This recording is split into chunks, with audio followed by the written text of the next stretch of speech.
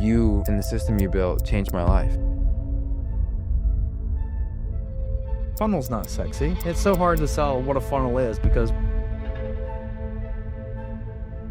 I have to build for the $5 million version of AR, for the $10 million version of AR. 18 months ago, we sold 0 people in 3 days. People we see quit coaching are either in the $1 million run rate range or below 5K per month. They typically feel more overwhelmed at 10K than a lot of coaches feel like the 50K range. We've had months where we do 6 figures and make $3,000. They built themselves a prison. Successful months are actually what kill businesses. I didn't actually get to touch that, but the thing that we built touched that. You can't just continue to hope and pray that you'll develop into the person that you need to become.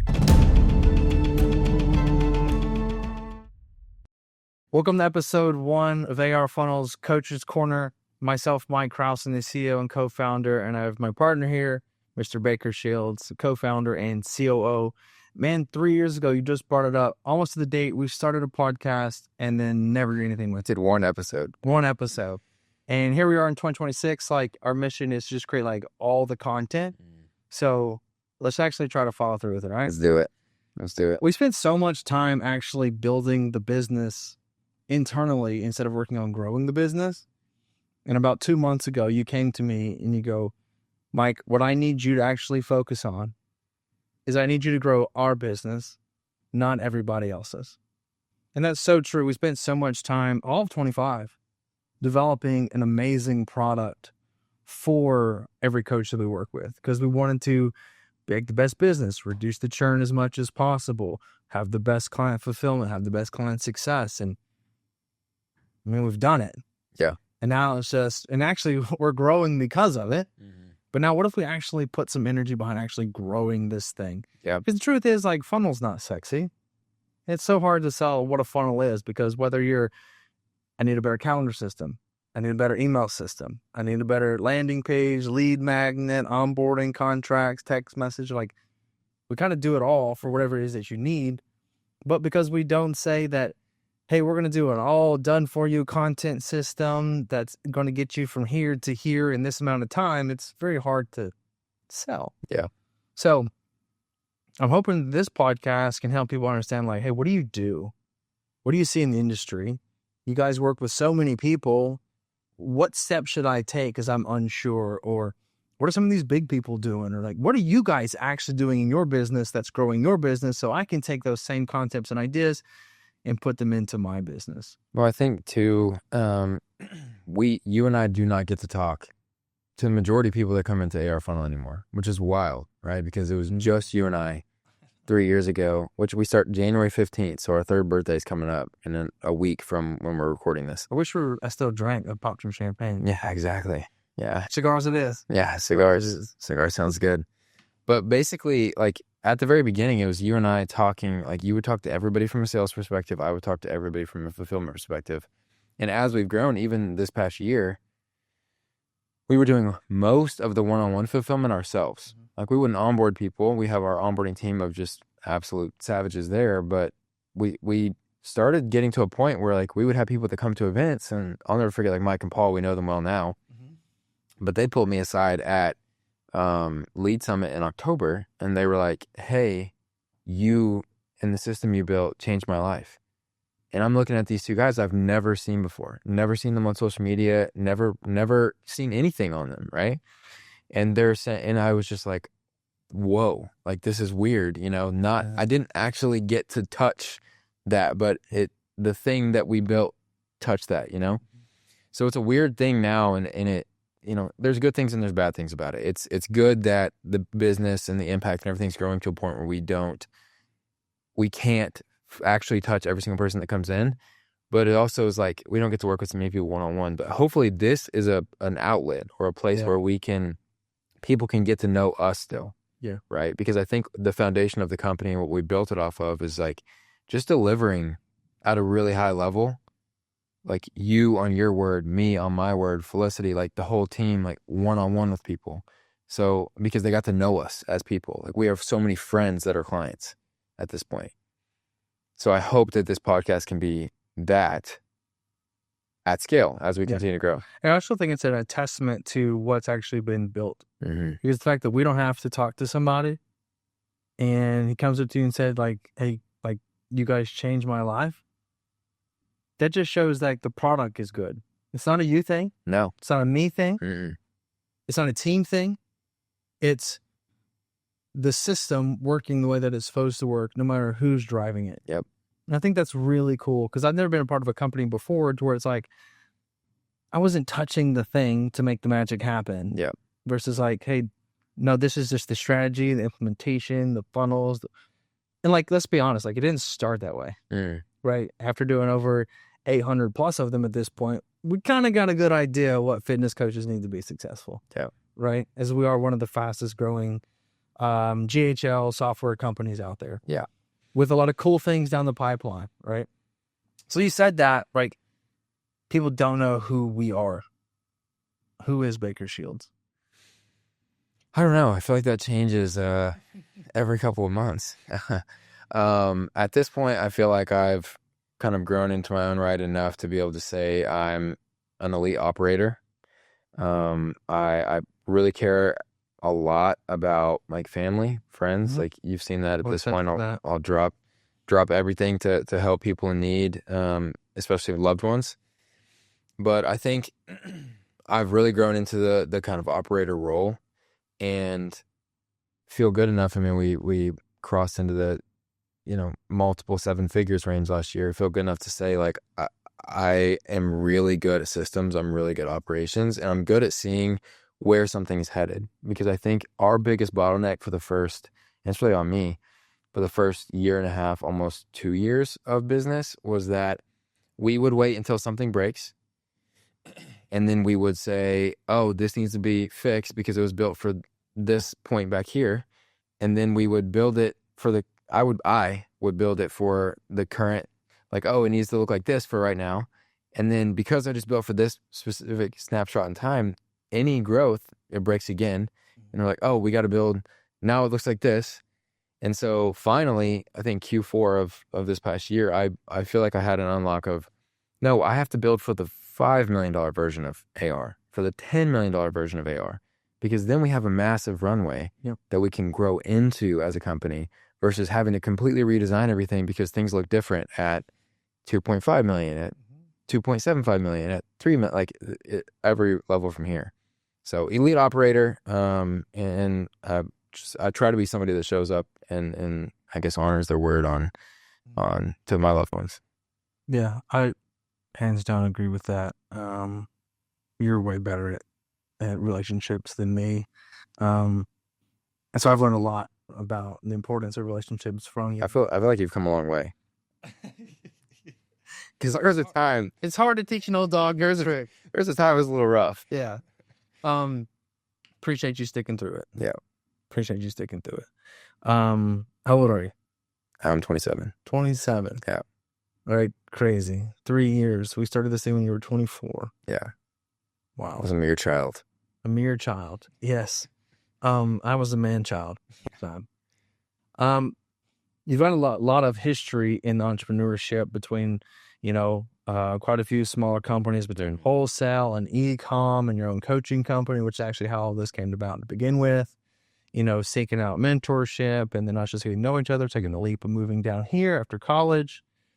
And so now obviously like planted in Dallas. And yeah, man, dude, I always tell people like, dude, 3 years is a really long time. Really long time. And so I feel like I've lived multiple lifetimes in the last yes, 3 years. Here's the crazier part, right? We started this 3 years ago. Where were you at 3 years before that? In college, being an idiot, probably most of the time. Still dabbling in entrepreneurship. I still had, so 3 years before that, I was, I think, a senior in college. So I was starting to mature a little bit, but my like days where I would get up at 5 a.m., I would go to the gym that I was training clients at. I would train 1 or 2 clients in the morning. And I'd gotten hired full-time to run marketing for a manufacturer in Norman while full-time in college. So I'd go to my full-time job and I would work for 3 or 4 hours. And then I would go to any college classes that I had, come back to the job to finish off. I would go straight from the job at the end of the day to back to the gym. And if I had more clients, I would train more clients there in person. If I didn't have more clients, I would get in my workout. I would either do my workout at 5 a.m. when I woke up or right after work. Leave the gym around 8 p.m., go home, print out any orders that I had to ship for my e-com company at the time, Ubora Fitness, and then go to the post office to drop off those orders. So I was like 5 a.m. until like 9, 10 p.m. every night. And then I would go see my girlfriend at the time, Kinsey, and that worked out, obviously. Now wife. Yeah, now wife. But that was like my schedule. So I was just coming into my own as far as like maturing and kind of, really pushing myself hard, but still a completely different human being. Yeah. Yeah, that's crazy. Mm-hmm. What do you think your biggest lesson that you learned in these last 3 years was? I don't know, because it's just the most recent stuff is so fresh on my mind. Is just as far as just systems and ops. I'm just like growing for you where you want to be, not where you're building for where you want to be, not where you are currently at. I think another thing alongside of that, and you and I have talked to Felicity quite a bit about this, is you have to you can't just continue to hope and pray that you'll develop into the person that you need to become. You just got to start acting like that person, waking up as that person, having the schedule of that person, and that is what allows you to trick your subconscious into eventually becoming that person. Like I was acting like or thinking like or talking like an elite operator way before I've like can confidently, comfortably say like I am. I have a long ways to go. We definitely do, but I'm at the first time in my life where I feel like I can confidently say that and where we're headed. I love it. Mm. So, Which fun fact, actually, really quick. Yeah. So I'm starting to see a couple of people come in that were either athletes or affiliates of old companies at different times, whether it was like the creatine gummy company or like Jaden Casa that just came in, bodybuilder and coach. I just got a notification that she came in this morning. She was an athlete. You say came in. Yeah, bought AR, right? So new client of AR. Yeah, I didn't talk to her. I don't know if you talked to her or not, but I know her because she was an athlete of Ubora 4.5, 5 years ago. So I was like, I know that name, and like I checked out her Instagram. And I was like, this is the same girl, yes. So it's crazy that there's kind of like some overlap now. Isn't it funny that sometimes the people that finally sign up with you are the people that have known you the longest? Yeah. But because they know you, they won't actually buy your stuff. Yeah. Because like, well, I'm not sure if actually he can help me because I know the guy. Yeah. Or like, I think I do. Brady Oki, another example. I know Brady for years. I had to go hike a mountain. Yeah. And talk to him for 7 days. You had to hike the They convince him. Tallest mountain in Africa. To wanna join. Because he was like, I was sitting there going, I was like, Paul, I was like, well, I mean, there are some coaches going, so like, there's an opportunity here. Like, I got to go hike Mount Kilimanjaro to make some money. Yeah. And I told him, I was like, well, man, I got 7 days to sell you. And like, literally told him that. It was like, I look forward to the journey. Yeah. And he signed up the next weekend. He did. It was good. But yeah, dude, it's been a wild ride. I said for this year, the word from my perspective is hockey stick. I think we're just like starting to hit the bottom of that hockey stick. For those that don't know, hockey stick is very flat, and at the very end, it starts to curve up very aggressively. Most people think the business is flat, and from a macro perspective, it is. From a micro perspective, it's the ups and downs, right? And then hopefully it's just trending in one direction, ups and downs up there, which it has been, right? We have good months, and then it goes down, and we have a bigger month, and it goes down, and a bigger month, and it's just business. But when you look at it from a macro perspective, that's just the flat line. And then it actually starts to really take off. And so I feel like we're on the cusp of that due to a lot of things that we did in 25. Yeah. And looking to really like exploit that in 2026. From my perspective, a lot of things that we did was create products, getting really good team members. Yeah. We really dove into a lot of leadership this year. Coming up with the, actually following through with a mission statement and what that actually means. And I think just really standing on who we are and what it is we do and what we believe in. You know, I would be lying if I said that I don't think that putting God first in our business has been so impactful. And I still think there's areas we could do more of it as a team. But I mean, the fact that we like all have the same base church now, unknowingly. Tell that story, actually.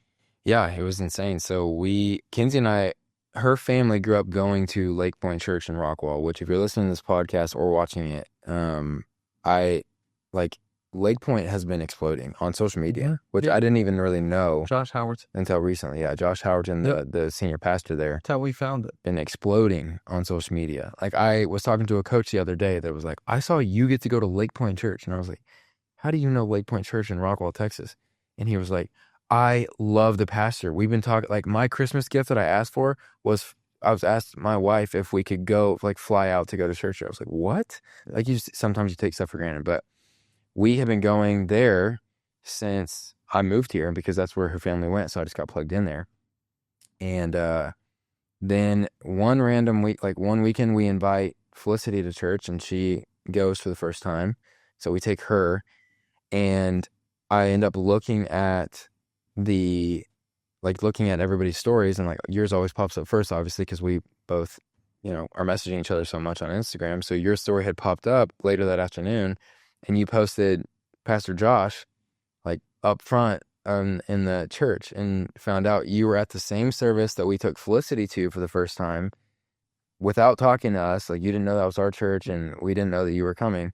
And you and Paula went, and then you told us after that was going to be your church too. Yeah. And if they don't know, like, from the office, Lake Point is like 20 minutes, right? It's out there, East Dallas. It's not even in Dallas. How far is it from y'all in Plano? Like 40 plus minutes. Because I used to drive that every Sunday, and I was like, it's a long ways. It's a long ways, which is even crazier that we actually like went there the same time due to the distance of it. Because we go to the early service. Yeah. Yeah. Yeah. It's crazy packed. So packed. But that's actually, it's been a lot of fun going out there. We watched it from home last Sunday, but it just goes to show it's like, I mean, I think God's like moving big things for us, and just like we're really becoming more of a family versus I feel like for a while we were business partners, and now it's like now we're like actually like really good friends, which has also been really nice as well. And we can have the hard conversations. We've had some hard ones this year, where I had conversations where like we left disappointed in the conversation and was like, hey, you know what? We're going to tee this and we'll come back to this because this isn't getting anywhere. Yeah. But I think those type of things allowed us to actually grow and then also work with the team in a bigger and better way. Because it's like, if we can't handle strife, how can we handle anything internally? But a lot of big stuff for this year. So what, in your mind, if I've got hockey stick, like what is your thought process for 2026? I think for me, the word that comes to mind is expansion. Because we have I'll say three new channels. I know. That word. Some would say expansion's distraction, but yeah, hopefully Ed Turney's not listening to this. Those that don't know, Ed Turney is a part of Acquisition.com. He runs the workshops team at Acquisition.com. Yeah. Which, speaking of workshops, that's like I've really tried to take ownership of. That's a channel that we're gonna launch, and those in person. And we've had a ton of them. We're booked out for like the next 7 weeks until the end of Q1 of 2 week coaches in person. Yeah, which has been great. Yeah, I love those. And it's funny because I really get to see you actually thrive. Because actually, when we do one-on-ones, like I don't ever get to see you talk to the clients. Right? I have things I talk about, I have things you talk about, and I get to see you talk, and I'm like, oh, this is good stuff. Yeah. I was like, it's easy to forget. Yeah, what you're doing for them because you're doing it for us. It's the same way whenever I hear you like speak on stage. You just take it for granted whenever it's like next door to you all the time, and then you'll say something on stage, and I'm like, dang, he's pretty good. So it's the same way there, but with workshops, Check-ins Pro, which we're gonna launch public, hopefully in 5 weeks ish. Hopefully, let's just say February. Yeah, February at some point. And then a whole new product that we're not even talking about yet, which is gonna be game changing. Yeah. So I think that my word is expansion. Yeah. And I think I have a topic. I don't know if you had a follow up to that, but I have a topic that I want to get into. Yeah, let's do it. Okay. So one thing that I try to be cognizant of is every single time that we have felt, or I have felt like things are going really good, like just from maturity in entrepreneurship, right? Used to be when things are going really good, this is how it's always going to look. You're just looking onward and upward, right? And it's like, this is great. And you just like focus on that. And then historically in AR, we've just been like sideswiped by something crazy, like a new government rule, right? Or compliance thing, or, you know, not great partnership, or like whatever the case may be, right? And so I feel like as I've matured as an entrepreneur, whenever things are going really good, like I'm always trying to look onward and upward until things are going really good. And then I immediately start looking like side to side, thinking like, what is coming at us? What are we about to get hit with? How do I insulate us so we don't, like if we get sideswiped, it's just like knocked a little off course versus like, holy cow, how are we going to recover from this? So like, what's your perspective on, do you feel like because you're in a growth perspective, you can, you just look onward and upward and that's like a me thing? Like what's your opinion? So there's a phrase that I think I've just used from a positive standpoint, not a negative, is like, you hope for the best, expect the worst. Just gotta expect things to go wrong. I've just been in business too long to not expect things to go wrong. But honestly, when things go wrong, that doesn't mean that it's like the end of the world and like everything catches on fire. It's like, no, that's going to happen. And I heard an event one time, it's just called the messy middle. And it's just getting really clear on how you get through that mud. It's okay, I need you to take this step here, this step here, this step here, but we have to figure out what those steps are. And it's just staying calm under pressure. So as you're growing, there's actually always something that's messy. It might be in this department or that department or here. So it's like, we've always got an issue of some degree. Magnitude of the issue obviously is the underlying factor. Difference, But if I had to pick an issue that I think we're going to run into, hiring. You know, we're really big advocates of trying to have people in-house. Like, we just love the culture, and what we've built here in an office, and also really great people to help the workshops and we provide a lot of benefits to be here, right? Like if you need insurance, we got it, because I'm old, I need insurance. We have food that we provide, right? Pretty lackadaisical as long as you show up on time. We got these bad boys. We got free interview days, right? Like we want to create an environment that is conducive to enjoyment. And so it's just finding the right people, I think, to match that. And I'll put it out there, like if anybody ever wants to inquire about working here and you think that you can help us in some way, like, dude, just shoot me an email, Mike at AR. We've got really big plans. Mike at arfunnel.io, just so we're clear. Inquiries. And just put in there, like, interested in working for you. Happy to take that down. Because we're always looking for great talent. And the funny thing is, the best talent we've found is when we weren't looking for it. And actually came, they wanted to hire us. And I was like, I could do one better. And so if you're willing to hire us, that means you really believe in what we're doing and you trust us from the outside looking in. And so that's essentially like how we've gotten a few of our best people. And so I think just the hiring piece, because it's finding the right talent, because we're not in the business anymore of hiring a body. I don't want a body, right? We know exactly who we're looking for. We know exactly what job they need to handle. First, in the beginning, you're just like, I need a body to help fill this role. And now we're like, I don't have time to macromanage the body. I need somebody that brings a mind, because we want you to elevate the company. So I think as we go into these new companies, these are new roles that we have to find, because maybe it's a little bit different than something we've hired before, or they're going to have way more autonomy because there's not a direct manager, because there's not a department yet. So there's going to be a lot more of jack of all trades to some degree on certain aspects. So I think with the expansion is growth in that team aspect, which we grew a lot this year from a team perspective. And I had some real struggles and hardships with that. They say once you break the 12 mark, it becomes really difficult. We felt it, got small, like smaller, right? Cut some fat and then rebuilt it the right way. I also heard from a speech is that it doesn't go wrong, it starts wrong. Yeah. And I think that's what you're doing now in your outlook is how do I make it right now, not change it later whenever it breaks, because it can't break if it's created to be unbreakable. Yeah. Not a patch, but indestructible from day one. Mm-hmm. And I think that you're really good at seeing that. And I'm really good at testing it. Mm-hmm. Yeah, you're really good at finding how to break it. Yes. Well, but again, like that, I think that's one of our best dynamics though as a team is we bring two very different perspectives, but at the same time we understand each other very well. Mm-hmm. And it allows us to really move, because I can mention something and not fully describe it and you go, I got it. Vice versa.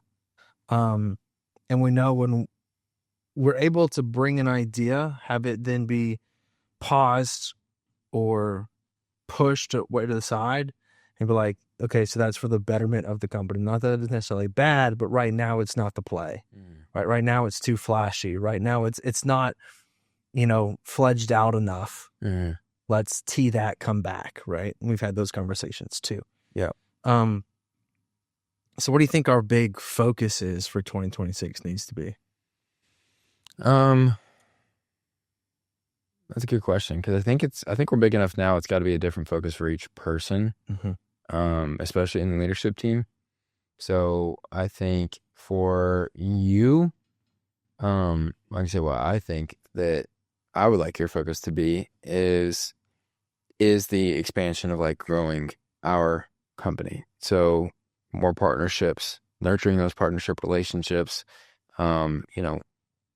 developing relationships for us to go speak at events, for us to be involved. You're already coordinating a massive event schedule where we're going to probably do like 30 events this year. Not our own, not a 35 events. Yeah. Yeah. I think that we'll end up, Felicity's got her own goals, and we launched, there are onboarding specialists have all transitioned to account managers, which is brand new, which is why I still called them onboarding specialists at the beginning of the podcast. But she's got a whole thing around making sure that they are successful in their new roles and more valuable to our clients from there. For me, it is figuring out how a clean way, because now we have so much more clarity in metrics and data. It's figuring out a clean way to just get from each department, what is your big problem right now? Like, what's the biggest thing that comes to mind when you think problem in your department? Give it to me and let me solve it. And then just trying to come in and do that on a weekly or monthly basis in each department. Because if it's a problem that is solved quickly, right, in each department each week, even though it might not be a massive problem that we're trying to solve for the year or for the quarter, it's like, if I can go in and solve the biggest problem in each department each week, it's like, I can just make that my thing, right? And then we get incrementally better every week. And eventually, hopefully there's not any crazy, there are always problems, but there's not anything crazy. It's just minute stuff. Yeah.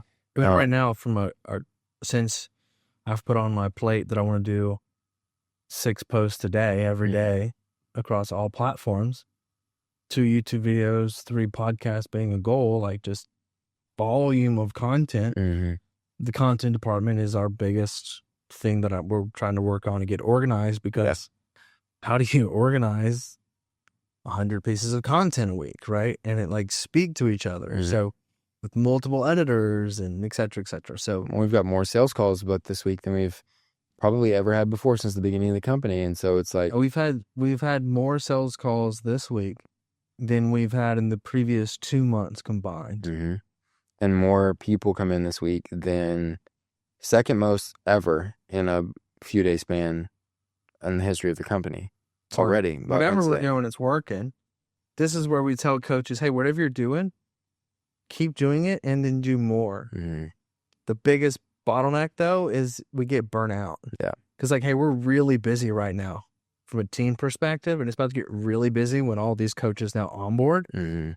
But it's like we can't change the process. We just got to find the people to help. Because if you have all these new people coming in, that means it's working. That doesn't mean change it. Well, we've made that mistake in the past where it's like, hey, we're selling too much.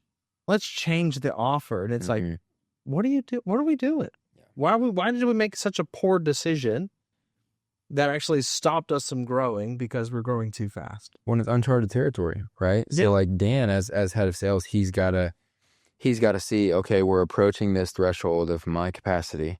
So like what does the next step like I need to get with him and figure out what does the next evolution look like. He's already telling me, he's like, maybe we can do some of this or some of that to help the process go a little smoother, this, that, whatever. And already talking to me about like, for everybody that says, hey, I'm not ready for this yet, what can we do for them? And so it's like just trying to provide as much value or clarity or, smoothness. So yeah.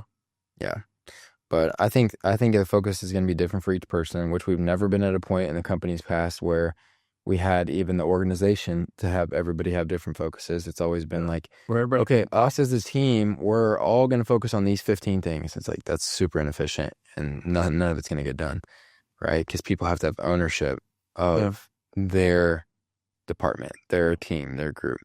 And we had a conversation probably 8 months ago. Me and Felicity was like, look, we can't all be working on the same issues.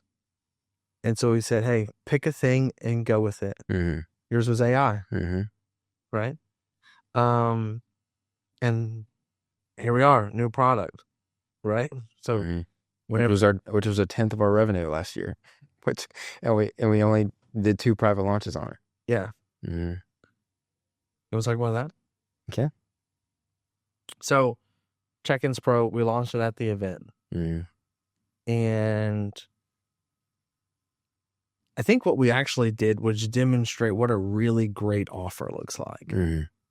Regardless of product, a really great offer.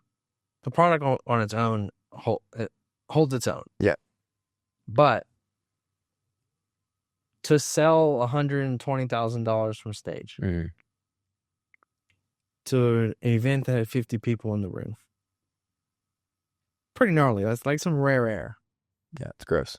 That's sick. And it's not even from like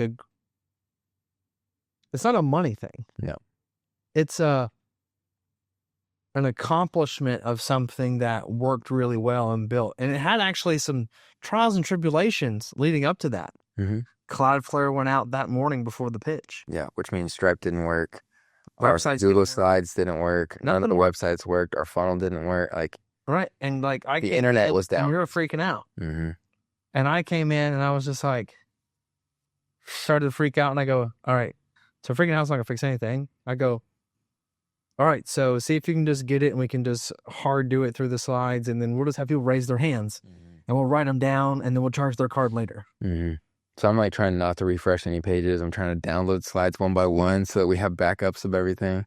And so it's like we could have easily just collapsed in that moment. And we pulled it through.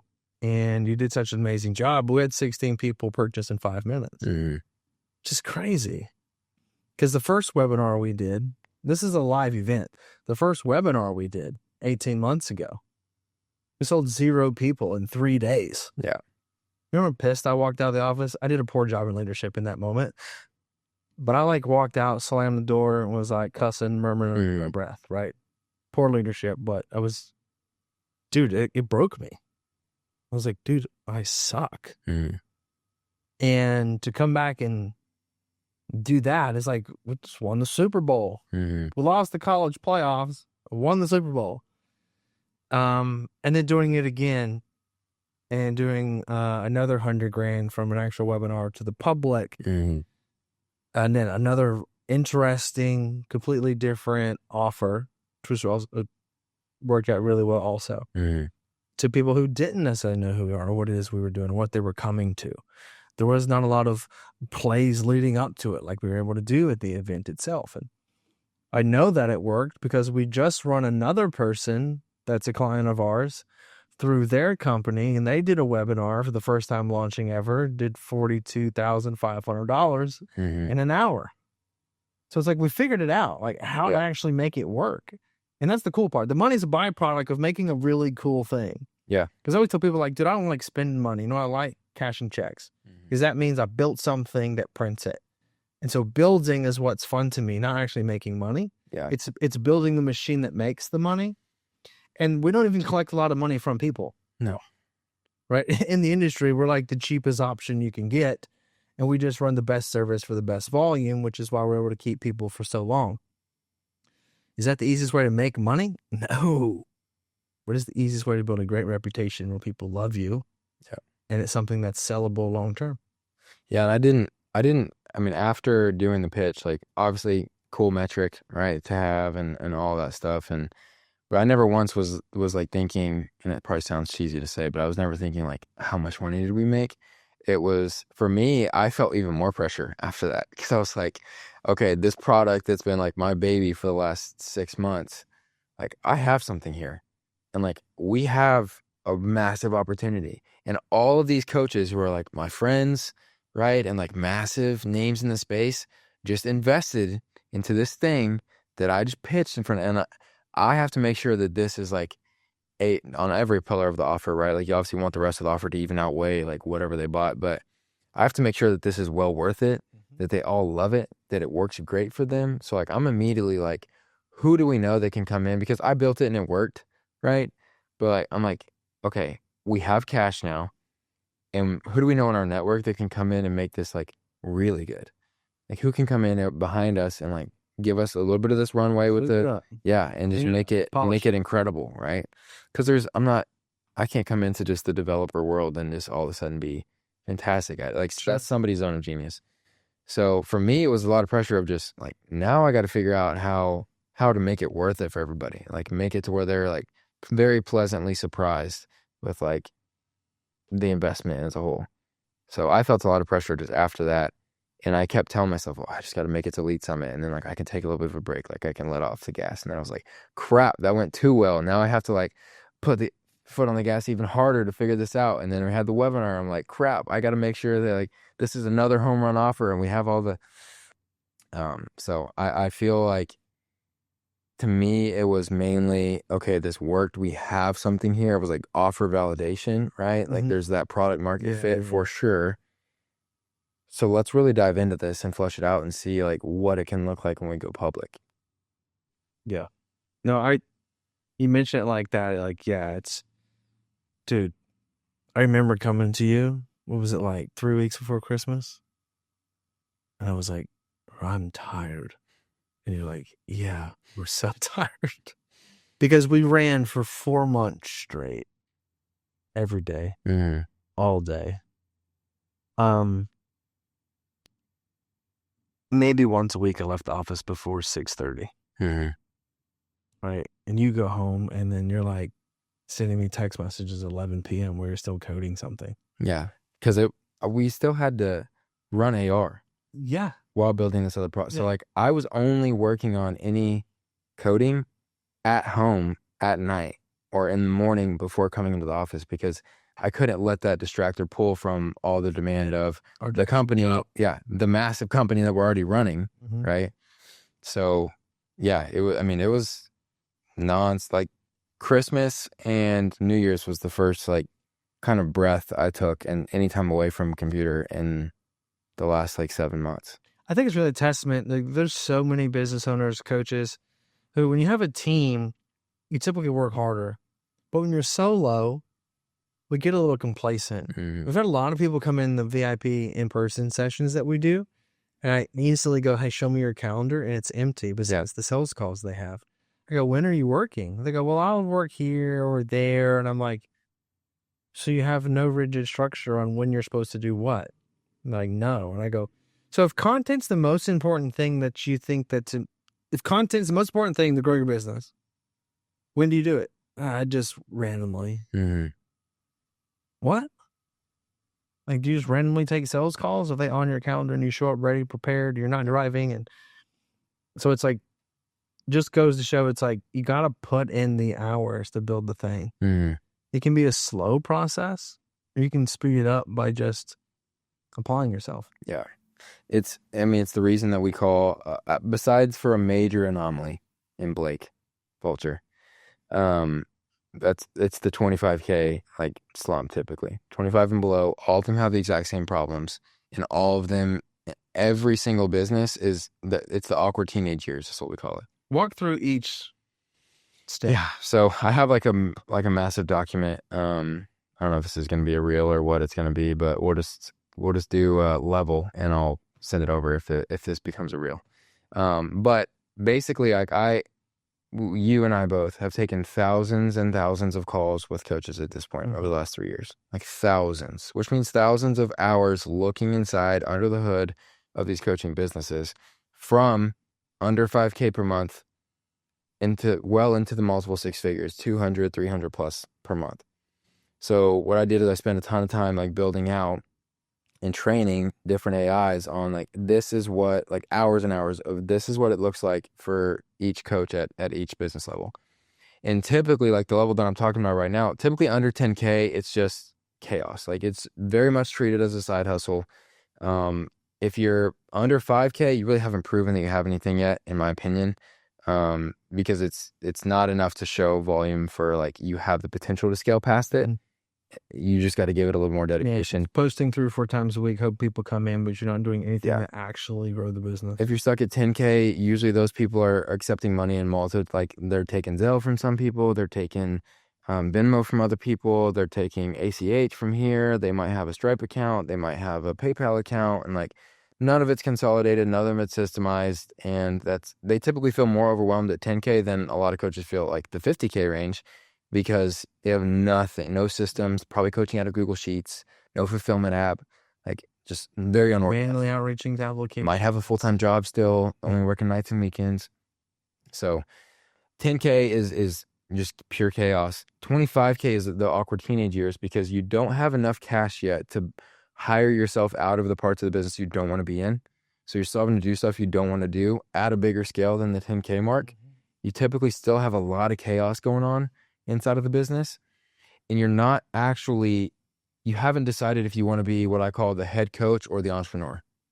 Because what we see is coaches grow, and they typically either choose to be the head coach, which means I don't really like the business stuff. I want to hire an ops manager to come in and run the business and the metrics and the meetings and the stuff like that, because I love coaching. I got into coaching to be a coach. Yep. And so I want to focus on clients. And then you kind of develop into working with a few clients at a really high price. The entrepreneur is the person that gets into coaching, and we see it all the time. They end up loving the entrepreneurship side. They love running a team. They running a business. They love being the business owner. They end up not as much liking fulfillment, working with a client, doing the one-on-one, looking at another check-in. Like they despise the idea of looking at another 50 check-ins on another Sunday. Right. And so you have to pick a path at the 25K mark. Do you want to be the head coach and then hire for maybe sales, setting, and ops at some point when you have enough cash? Or do you want to be the entrepreneur and you hire coaches and people to fill and nurture on the product? That's when people come in. The problem is at 25Ks, you don't have enough cash to fully get out of either one yet. So you have to scale awkwardly to probably around that 30 to 35K mark. And then what happens is they hire those other two roles if they're smart, and 50K is easy because they had just unlocked it, right? They're not doing things that they hate. They can do only the things that they like. You're constrained. Yes. And the funny thing is whenever I was doing all this research, I was compiling all this stuff, 50K is actually the most enjoyable level of coaching business to run. Dude, I see it all the time. All the time. And it's crazy because we have coaches that do 100, 150, 200, 300 plus on the platform. The most enjoyable life to work balance, employee to overhead, revenue to overhead kind of ratios is 50K per month. The coach can take home $25,000, $30,000 a month and have enough to run expenses and overhead for 4 or 5, 6 employees. And that's a phenomenal wage. And maybe work 40 hours. Yes. So scaling past that, you end up with a team of 15, 20 people, which is tough. We know. Now you're a manager. Yep. Now you're a full-time manager. You're doing full-time customer support for your employees now. People are relying on you to eat, right? To put food on their table. And if you don't make payroll, if you have a bad month, like it's not 4 or 5 people that you have enough cash probably on hand to do that. Yeah. It's like payroll's 30K and you got to figure out how to put 30K out for everybody, and like you don't eat, You're typically making less at 100K than you were at 50K. Oh, you have an acquisition problem. Mm-hmm. You're having to fire people more often than you'd like to. Yep. What happens in my mind is at 50K, it's like, wow, like I can do this. Let's do 100. Mm-hmm. I'm like, that's great. But it took you a long time to get to 50. Yep. But you want to try to go from 50 to 100 in 90 days. Mm-hmm.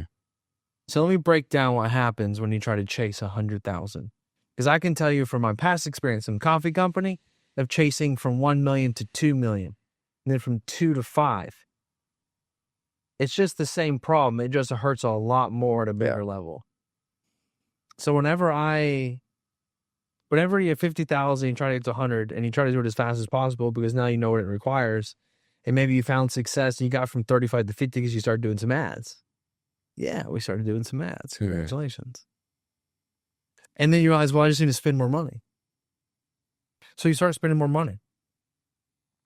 And now you're spending $10,000 a month on ads. And then now you're going to all PIF model because you need the cash to pay for the ads. Because it might cost you $500 to make the sale.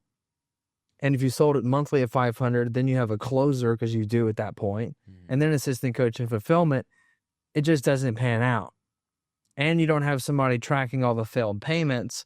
So you're like, oh, we're just going to sell a PIF instead. Yep. So then we sell PIFs. Churn through the roof, client dissatisfaction through the roof, disputes through the roof, always between 50 and 100. Yep. Always. And so here's what happens next. You got 2-3 good months. And you're not saving the money required to pay for the ads, to pay for the taxes, to pay for the assistant coaches, to pay for like the softwares, because as everything increases, so is the cost of everything else. You don't put the money aside. You don't think about it. You just spend more money. Mm-hmm. And then you find a good successful month. Actually, successful months are actually what kill businesses. Yeah. Because you're thinking, it's always going to look like this. Then you have a bad month from the ad side. Mm-hmm. And it costs you $750 to make the sell instead of $500. But your overhead's so high that you have to spend the money to make the sale. And then you have another bad month back to back. Mm-hmm. And this one, it cost you $850, $900 to make the sale. And then all of a sudden, you did less total sales because you realize how much money you're losing. And then all of a sudden, it's like, wait, my overhead's so big. I have to spend the money on ads to pay for the team and all the assistant coaches that I've already sold all these other PIFs to. Mm-hmm. And I let my reoccurring money drop down because my fulfillment's not as good because we're growing too fast. And all of a sudden, you make $5,000 a month and doing $100,000 in revenue.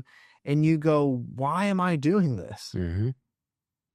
And then every other day you're thinking, I'm just going to fire everybody. Oh, wait, I can't because I can't handle 200 clients. Yeah. So you're stuck on this hamster wheel.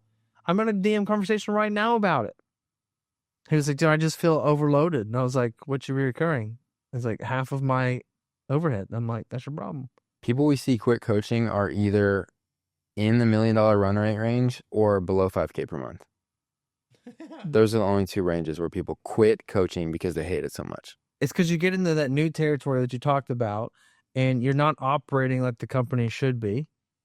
And you change the offer, you change the model, you change the things. Try to launch a low ticket because you think a low ticket's the way to do Don't it. get me started on low ticket. I'll be really clear. There is no way to be profitable on a low ticket offer through any type of paid media. Mm-hmm. Everybody that you see that promotes doing low ticket, they are physically calling every single lead within 5 minutes to then upsell. Yeah. Are you calling people? No, don't do it. Because even then, it's still it's just a break-even model. And those that are saying, yeah, man, like do my $27 thing, I'll show you how to do it. And you're buying it from a marketer and they sell you a $5,000 thing a month to help you implement it. But yet you're only charging $500 a month. So the math doesn't math. Mm-hmm. And you have a bad month, you have no leads to call. Mm-hmm. It's like that's such a hard model. Low ticket, man, like we tried it. We spent 90 days building something to sell 3 people on a $37 product where they asked us $3,000 worth of questions. Mm-hmm. Biggest mistake we made in the company.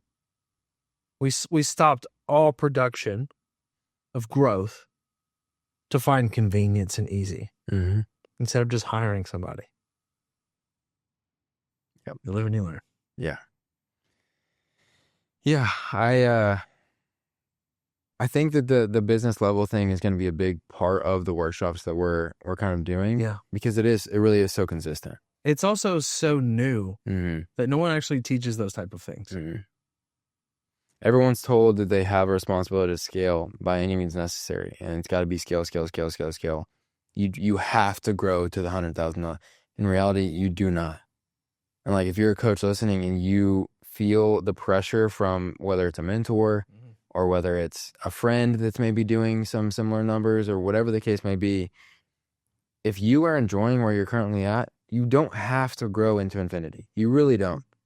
We have seen people burn down 7-figure coaching businesses. Many people burn down and quit coaching because they hated their lives. They built themselves a prison. And you do not have to do that. You don't. Remember, the whole reason that you got into coaching was so that you could have freedom and do the things that you loved and wanted. I mean, Matt Vincent is such a great example of living the dream. Mm-hmm.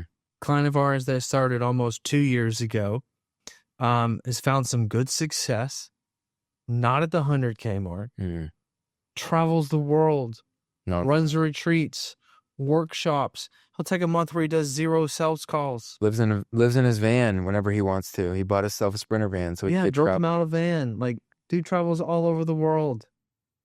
And he was like, dude, you're living the dream that everybody talks about.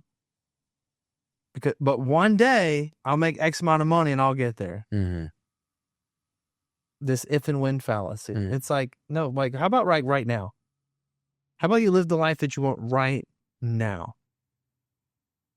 Like, it's so silly. Talked to a guy 2 weeks ago, like 80 grand in debt because he's got his company too big and he has to spend it to make it. Mm-hmm. And it's either he like files bankruptcy or just continues to go in debt, or has to figure it out. It's like, bro, like, you can't you can't piff your way out of debt. You gotta cut the fat. Mm-hmm. You have to stop the business, shrink it, so that you can have more profit. You can't just sell your way out of debt.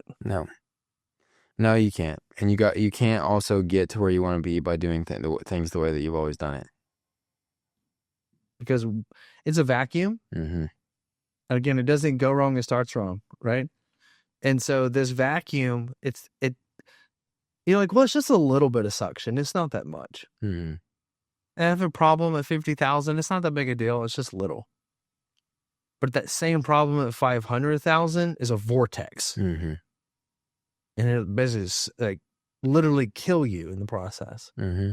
So again, you got to like see it before it happens. And that's what you do such a good job at is, hey, I know you don't think that little speck right there is a problem, but that little black thing that you have right there, that's going to turn into a black hole in 6 months from now.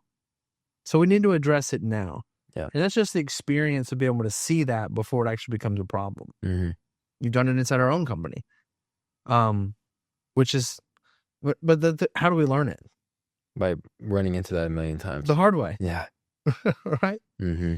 And so as new coaches come in and wanting to grow, new business owners, it's like, this is all new to you, man. And like, we want to grow, we want to do all these things. But at the same time, it is really important to learn, like, from those that have done it before you and where you're supposed to go. And I'll say this. It's hard for me to say, man, I don't want to have a client go from 20 to 100 grand, because I want to also say, hey, he was able to go from 20 to 100 grand on our platform. Yep. That's amazing. Mm-hmm. But at the same time, I have more conversations now. And I say, you're not ready for 100 grand. You don't want to operate 100 grand. You already told me what your goals were, and nothing about those goals have 100 grand on them. Mm-hmm. You said you wanted freedom. You wanted time with your kids. You want to work evenings. 60 is all you need to do exactly that. Mm-hmm. Your goals change. Well, then this changes. Mm-hmm. Because you can't make the same money and get there and because now you got to hire more people, which means you like less money, which means you can't do all these other things. So it's just this balance of sacrifice, and just like we heed on the side of profit more than we heed on the side of gross. Yep. Because we've had months where we do 6 figures and make $3,000. Mm-hmm. And we looked at each other and go, WTF. Mm-hmm. And then we're like, we're changing everything immediately. Yep. Because we weren't going to be like, well, we'll just sell more. It's like, no, it's broken. Yeah. Let's change it. I'd rather sell less and make more. Yeah. Yeah, and that's exactly what we did. We took a step back to take 2 steps forward. We got to reground ourselves and then move forward with it. Yeah. I think, so I got to wrap because I got a call. But to give coaches something actionable, anybody that's listening to this, something actionable, one of the big frameworks that I developed at the end of last year that I think can be really helpful right now is because people are setting goals for the new year, right? It's called Rock, Road, Rail. Okay. So the idea is that you set rocks, which are your goals, but most people just stop after making a rock, right? Setting a goal. They say, I want to do $1 million next year. And then they're just like, cool, write it on your list. Never think about it again. The problem with that is if you don't actually run backwards on what $1 million looks like inside of your business, you have no idea the steps that you need to be taking to get there. So what Rock, Road, Rail is you set a rock, which is your big goal. Okay. You have the road, which you identify, okay, what's my path for getting to that big goal? Okay. What do I need to be selling on average per month? What do I need to be developing? What does my offer need to look like? What's the path, right? That's the road. How many leads, how many sales calls, Yep. How many coaches do I need, et cetera, et cetera. And then once you identify all of that, you figure out your rail, right? Your rail is the daily rhythms, right, that keep you on the road so that you can go and hit the rock. All right. So that means if I know that I need to sell for a $1 million business, $83,000 a month, and my package is XYZ, that means I have to sell X amount of packages per month, which means I need to sell X amount of packages per week, which means I need this many leads to get there. So that means I need to get in 15 leads per day and book 1 call per day. Because if I do that, then that allows me at a 50% close rate to close X per week, X per month, hit my $1 million. This is what $1 million look like. So if you implement Rock, Road, Rail, you're going to be way more likely to actually hit your goals because you know the path to hit it, and you know the things you need to do daily, the checklist daily of check mark, check mark, check mark. I accomplished today what's needed to be accomplished to get me to that goal. I love it. Reverse engineering how to get there. Mm-hmm. So because sometimes like $1 million is like, that's really big. But when I go, hey, if I just got 15 telephone numbers a day in that math, well, that's way more achievable. Let's get after it today. How do I get 15 telephone numbers? Let's rip. Let's make some content. But when you go, I'm going to make $1 million, it's like, I don't even know where to start. Mm-hmm. I had a coach the other day that was telling me that he wanted to do 100,000 in Q1. I'm like, okay, well, let's break that down. What's your offer? I broke it down. We got to sell, 10 clients per month. It's like, okay, cool. And that's with 0 recurring, right? How much is your recurring? So we subtract out the recurring. So it's like, okay, we actually need to sell 8 clients per month. Super doable. That means we have to sell 2 clients per week. What's your close rate on calls? 50%. Okay, so to sell 2 clients per week, we really only need 4 calls, but let's just say we want 10 calls per week. And then like, how many leads did you get last month and how many calls did you get booked? There's our percentage of leads to calls booked. And we just broke it down of like, you only have to get in 15 people as leads, not even full phone numbers, just on Instagram per day. And you need to book 1 call. And that's it. And you should, by these numbers, hit your goal of 100,000 for the quarter. It makes it so much easier to wake up with excitement versus going like, man, I got so far to go. And it's like, nope, I just need you to hit this rail with this nail. Like just this one little thing. Do that over and over and over and over and over. And the consistency will get there. Yep. I got to run. Ready to wrap? Let's do it. Cool. Appreciate you guys. Like, subscribe, get more of Mr. COO and CEO in here, AR Funnel. Again, Mike Crowson, Baker Shields. Thank you. Peace. Thank you guys.